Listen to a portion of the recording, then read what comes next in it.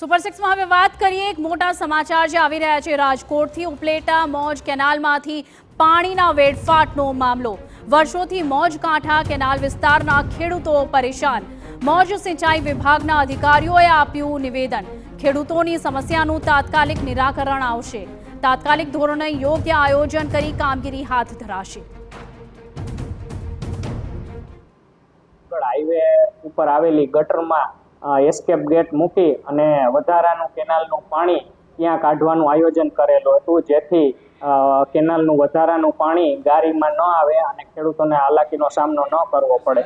જે બાબતે એસ્ટિમેટ મંજૂર થઈ જતા અને વર્ક ઓર્ડર આવતા આપણે ઇજારાદારશ્રીને કામ સોંપાઈ ગયું છે અને આ કેનાલનું જ્યારે રોટેશન આવે ત્યારે ઇજારાદારશ્રીને બધા ખેડૂતોને સાથે રહી અને કામ વહેલી તકે ચાલુ કરવા પણ જણાવવામાં આવેલું છે।